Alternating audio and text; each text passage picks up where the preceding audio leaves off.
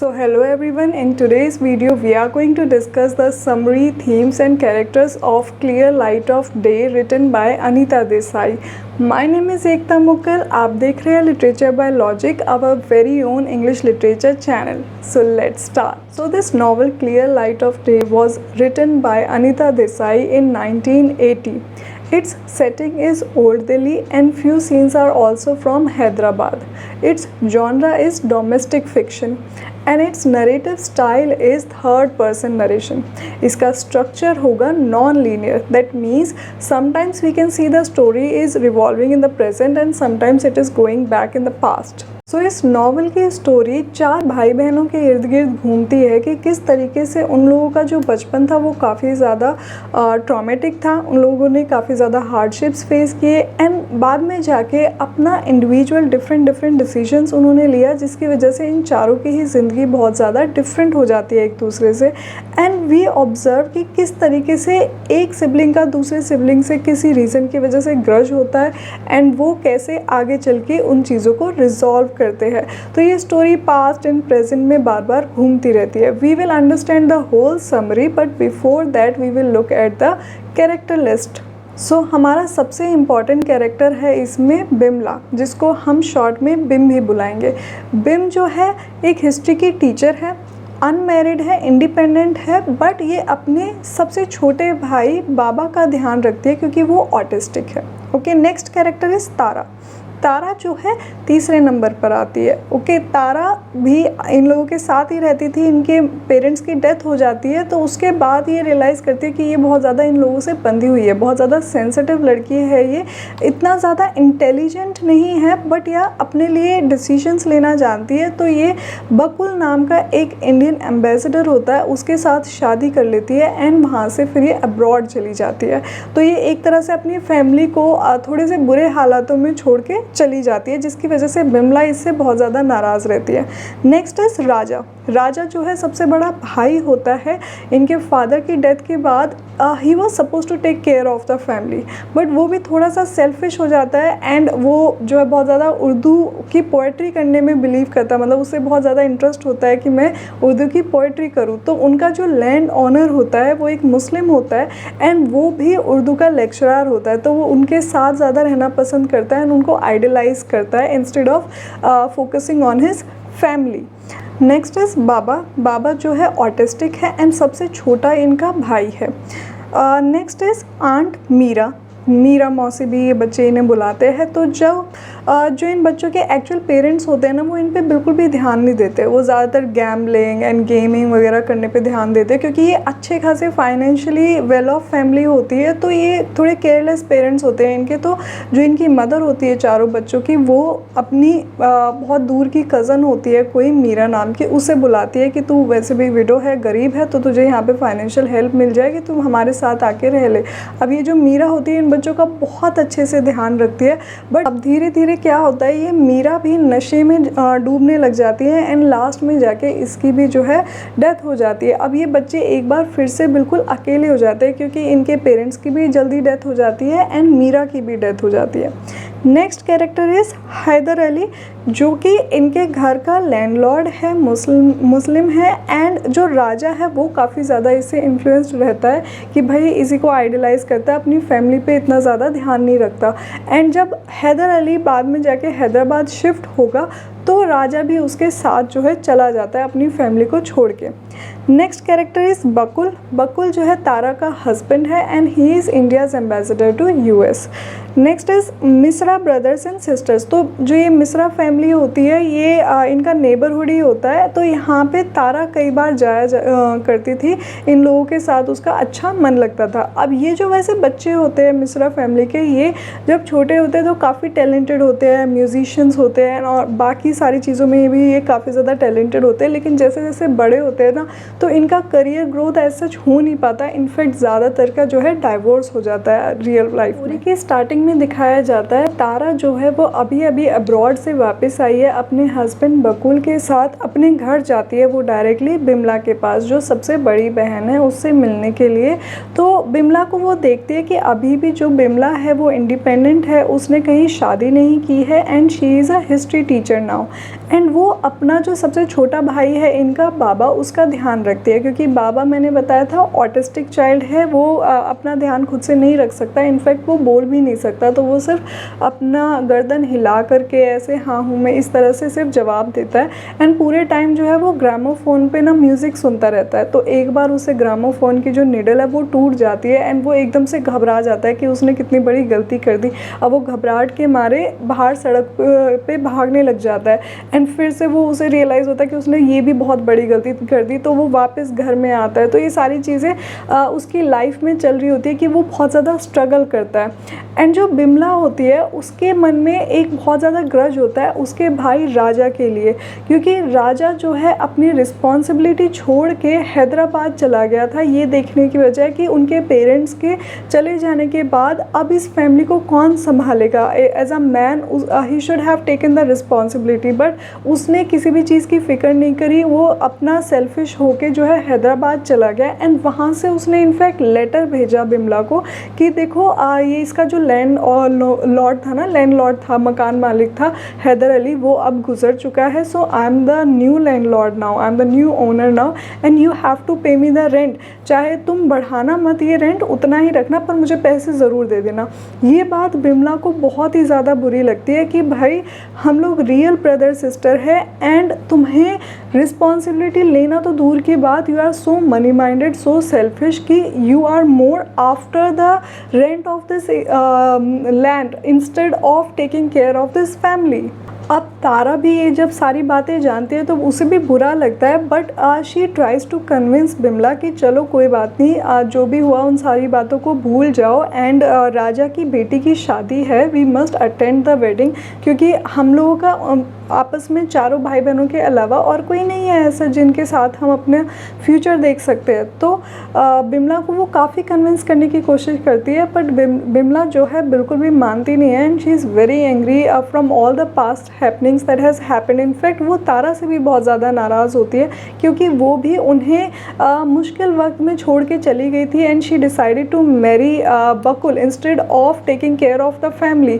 सो बिमला यहाँ पे अंदर ही अंदर जो है ना अपने दोनों भाई बहनों तारा एंड राजा से बहुत ज़्यादा नाराज़ है, क्योंकि she feels that she is the only one who has taken the responsibility of Baba and she is taking care of everything else. But in दोनों को कोई मतलब नहीं है कि हम कैसे हालातों में हैं, कैसे जी रहे हैं। ये दोनों अपनी अपनी लाइफ जो है सक्सेसफुली ईजी लाइफ जी रहे हैं और यहाँ पे मैं जो है हर रोज़ स्ट्रगल करती हूँ। अब सेकेंड पार्ट में स्टोरी चली जाती है 1947 में, जब इंडिया का पार्टीशन हो रहा था एंड सेम ऐसे ही इस फैमिली का भी धीरे धीरे से पार्टीशन होना शुरू होता है। ये भी एक एक करके एक दूसरे से अलग होना शुरू होते हैं। तो सबसे पहले तो जो इनकी मासी थी मीरा, वो शराब की लत में बहुत ज़्यादा डूब जाती है, उसे खुद केयर की बहुत ज़्यादा ज़रूरत पड़ जाती है। दूसरी तरफ जो राजा होता है, जो इनका भाई होता है, वो भी बहुत ज़्यादा बीमार हो जाता है, उसे टीबी की बीमारी हो जाती है। अब बिमला जो सबसे बड़ी होती है उसे इतने सारे लोगों का एक साथ ध्यान रखना पड़ता है। इसी बीच जो तारा है वो अपना शादी कर लेती है बकुल से एंड शादी करके घर छोड़ के जो है भाग के चली जाती है एंड अब्रॉड चली जाती है, क्योंकि बकुल की अच्छी पोस्ट थी उस टाइम पे। जो राजा होता है जैसे ही वो ठीक हो जाता है तो वो लैंडलॉर्ड से काफ़ी ज़्यादा अटैच होने लग जाता है, वो उर्दू टीचर उसे अपना बना लेता है एंड वो जब लैंडलॉर्ड हैदराबाद जाने का डिसाइड करता है तो राजा भी उसके पीछे पीछे जो है चला जाता है। एंड दूसरी तरफ जो मीरा होती है वो शराब की लत में इतना ज़्यादा डूब जाती है कि उसकी जो है डेथ हो जाती है। अब यहाँ पे अकेली सिर्फ और सिर्फ बिमला बच जाती है। वो ये सब होते हुए देखती है कि किस तरीके से एक एक करके उसके जो खास लोग थे, जो एक साथ इन लोगों को बंध के रहना था, वो अब सब अलग हो चुके हैं। तो ये चीज़ उसे बहुत ज़्यादा आहत करती है। अब तीसरे पार्ट में स्टोरी और भी ज़्यादा पीछे जाती है। जब इनका जो भाई था बाबा, उसका जन्म होने वाला था, तो ये लोग ऑब्ज़र्व करते हैं, वो सारी सिचुएशंस को याद करते हैं एंड जो इनकी माँ होती है वो गैम्बलिंग वगैरह ये सब बहुत ज़्यादा खेलने लग जाती है। तो वो रियलाइज़ करती है कि मैं तो अपने इन बच्चों का ध्यान नहीं रख सकती, तो क्यों ना मैं अपनी कज़न सिस्टर मीरा को बुला लेती हूँ, जो कि एक विडो है एंड काफ़ी ज़्यादा गरीब है एंड उसे जो है हमारे पैसों की ज़रूरत पड़ेगी एंड वो हमारी हेल्प कर देगी। तो मीरा यहाँ पे आते ही इन बच्चों की बहुत ज़्यादा केयर करने लग जाती है। एंड जो उनकी मदर होती है, बच्चों की मदर एंड फादर, वो दोनों जो है गुजर जाते हैं, क्योंकि वो बिल्कुल भी इन लोगों पे ध्यान तो देते नहीं है। एंड इनफैक्ट अपना ही जो है जुआ वगैरह एंड शराब में, इन सब में डूबे रहते हैं पूरे टाइम। अब ये बच्चे थोड़े थोड़े बड़े होने लग जाते हैं, तो जो तारा होती है वो बहुत ही ज़्यादा सेंसिटिव होती है। एंड जो बड़े दोनों भाई बहन होते हैं, बिमला एंड राजा, ये काफ़ी ज़्यादा इंटेलिजेंट होते हैं। एंड ये इसको ना काफ़ी ज़्यादा ऐसे मजाक भी उड़ाते हैं तारा का, कि तुम तो बड़ी बेवकूफ़ी हो, तुम में दिमाग नहीं है, ऐसे करके। अब तारा के अंदर ना थोड़ी ऐसी फीलिंग आने लग जाती है कि मुझे ना आज़ादी चाहिए, मुझे इस तरह का माहौल नहीं चाहिए जहाँ मेरे ही भाई बहन मुझे समझते ना हो। तो वो अपने जो नेबरहुड है, मिश्रा के जो बच्चे होते हैं, उनके पास काफ़ी ज़्यादा जाया करती थी। एंड वहाँ पे वो उन्हें देखती थी कितने ज़्यादा ये लोग जो है टैलेंटेड है, उसका वहाँ पे बहुत ज़्यादा मन लगता था।